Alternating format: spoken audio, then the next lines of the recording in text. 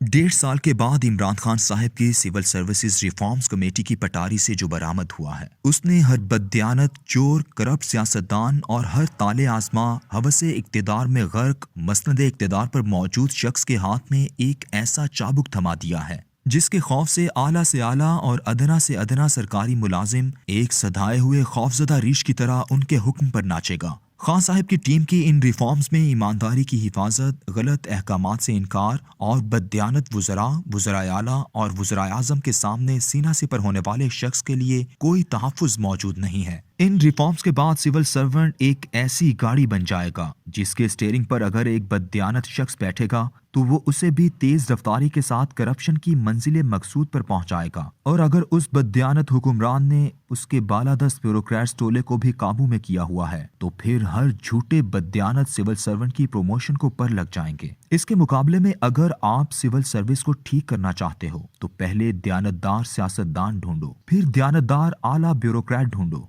और जब तक वो मुयस्सर आएंगे इतने अरसे में खान साहब की रिफॉर्म्स पूरी ब्यूरोक्रेसी को करप्शन, नाअहली और बददियानती की दलदल में धकेल चुकी होगी। पाकिस्तान की सिविल सर्विस को तबाह बर्बाद करने और इसे नाअहल और बददियानत बनाने के जिस सफर का आगाज जुल्फ़िकार अली भुट्टो ने 1973 के आइन में से सिविल सर्विस के लिए आइन में मौजूद आइनी तहफ़्फ़ुज़ को खत्म करके किया था, आज इमरान खान साहब की टीम ने उसमें आखिरी कील ठोंक दी है। क्या बददियानती, नाअहली और करप्शन का रोना सिविल सर्विस में पहली दफा रोया गया है? और क्या ये रोना सिर्फ पाकिस्तान में रोया जाता है? पूरी दुनिया में ब्यूरोक्रेसी एक ऐसा इदारा तस्वुर होती है जो खुद अपनी इस्लाह से आरी तब्दीली की मुखालिफ, स्टेटस को का हामी और खुद पसंदी का शिकार होता है। दुनिया भर में पब्लिक एडमिनिस्ट्रेशन पर अथॉरिटी समझे जाने वाले और ब्यूरोक्रेसी सिविल सर्विस के बारे में दुनिया भर के इल्मी और तहकीकी कुतब का जखीरा छोड़ जाने वालों के नज़दीक ब्यूरोक्रेसी का यही खुलासा है। उन लिखारियों में दुनिया के हर मुल्क और हर बड़ी यूनिवर्सिटी के स्कॉलर्स शामिल हैं। ब्यूरोक्रेसी इंसानी तारीख में हुक्मरानों की उस वक्त ज़रूरत बनी जब 3500 कब्ल मसीह में दजला और फर्रात के दरमियान आबाद बाबल की तहजीब में इंसान ने लिखना शुरू किया। मिट्टी की तख्तियों पर फसलों का हिसाबो किताब होता और फिर उन पर लगान लगाया जाता।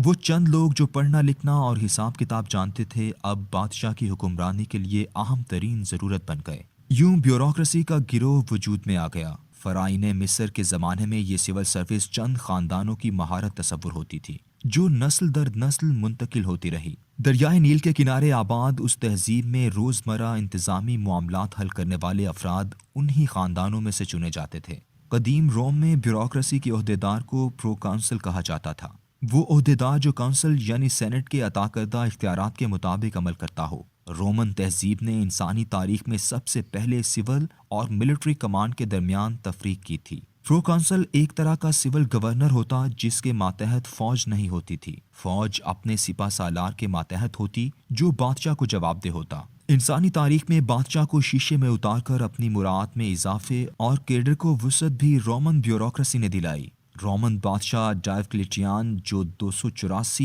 ईस्वी से 305 ईस्वी तक बरसरे इक्तदार था, उसने ब्यूरोक्रेसी के कहने पर इंतजामी अजला दुगने कर दिए और यूं ब्यूरोक्रेट्स की तादाद में बेपनाह इजाफा हो गया।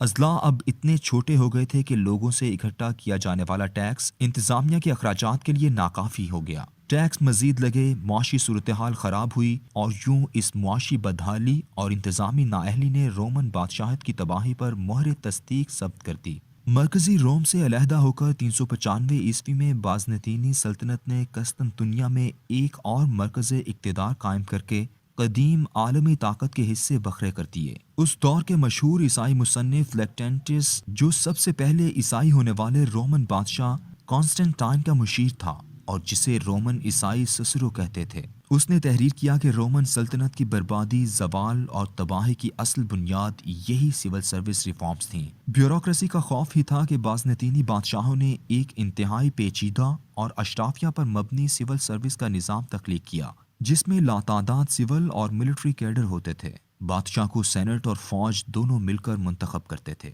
बड़े शहरों की ब्यूरोक्रेसी और फौज अलहदा होती और सूबों की इंतजामिया और फौज मुख्तलिफ। आज भी दुनिया भर में लिखने वाले जब किसी मुल्क की ब्यूरोक्रेसी की पेचीदगियों और खराबियों का जिक्र करते हैं उसे बाज़नतीनी का नाम देते हैं। आज की जदीद ब्यूरोक्रेसी का ज्यादातर तस्वुर चीन की क्विन खानदान के दौर یعنی 206 قبل مسیح کے زمانے میں قائم سول سروس سے مستعار لیا گیا ہے۔ اس دور میں پہلی دفعہ پورے چین کو ایک قانونی نظام کے تحت متحد کیا گیا تھا۔ اس سے پہلے چین میں بڑے بڑے خاندانوں کے بچوں کو سول سروس میں لیا جاتا یا انتظامی ذمہ داریاں سونپی جاتی تھیں، اور یہ سول سرونٹ اپنے اپنے علاقوں میں بہت زیادہ خود مختار ہوتے تھے۔ سول سروس کے اس طریقہ کار کو ختم کر کے ایک مرکزی بیوروکریسی قائم کی گئی، جس میں ملک بھر سے ذہین افراد کو انٹرویو کے ذریعے بھرتی کیا جاتا تھا۔ اس کے بعد جب ہین خاندان برسر اقتدار آیا تو انہوں نے مشہور چینی فلسفر کنفوشیوس کی تعلیمات کے مطابق ایک نئی سول سروس کا آغاز کیا۔ اس خاندان کے بادشاہ وین نے 165 قبل مسیح میں سول سروس میں بھرتی ہونے کے لیے مقابلے کے امتحانات کا آغاز کیا اور نوکری کے لیے اس میں کامیابی کی شرط رکھ دی۔ یہ امتحان 618 عیسوی تک آتے آتے تینگ خاندان کے زمانے میں پروموشن اور یہاں تک اعلیٰ اور ذمہ دار عہدوں پر تعیناتی کے لیے بھی لازم کر دیا گیا، اور یوں امتحانات کا ایک مربوط نظام قائم ہو گیا۔ لیکن ابھی تک اعلیٰ عہدوں پر تعیناتی کے لیے بادشاہ یا حکمرانوں کی مرضی کو بہت اہمیت حاصل تھی، مگر جب سونگ خاندان برسر اقتدار آیا تو انہوں نے اس کو بدل کر رکھ دیا، اور اب صرف سول سروس کے امتحانات میں حاصل ہونے والی اسناد کو ہی اعلیٰ عہدوں پر تعیناتی کے لیے اہمیت دی جانے لگی۔ اس کے ساتھ ساتھ سونگ خاندان نے انسانی تاریخ میں پہلی دفعہ مقابلے کے امتحانات کمپیٹیٹیو ایگزامینیشنز کا آغاز کیا۔ پہلے صرف پاس ہونا ضروری سمجھا جاتا تھا، مگر اس نظام کے تحت بہترین پوزیشن لینے والے افراد ہی بیوروکریسی کے اعلیٰ عہدوں کے مستحق ٹھہرائے جاتے۔ انسانی تاریخ کا یہ بہترین نظام 1905 تک قائم رہا۔ اس کا زوال بھی عالمی طاقتوں کے درمیان معاشی رساکشی کی وجہ سے ہوا۔ 10 مئی 1905 کو چین نے امریکی مال کا وسیع پیمانے پر بائیکاٹ کر دیا۔ اس کی وجہ یہ تھی کہ ان دنوں امریکہ نے بھی بالکل آج کے کرونا وائرس کی طرح 1903 سے 1905 تک امریکہ میں پھیلنے والی طاعون کو چینیوں کے کھاتے میں ڈال کر امریکہ میں موجود چینیوں کی آبادیوں پر کریک ڈاؤن شروع کر دیا۔ یہاں تک کہ 1905 کی سین فرانسسکو میں پھیلنے والے طاعون کے بعد چینیوں کی امریکہ میں امیگریشن پر پابندی کا قانون نافذ کر دیا۔ امریکی CIA نے چینی علاقے تبت میں باقاعدہ منصوبہ بندی سے بغاوت کروا دی۔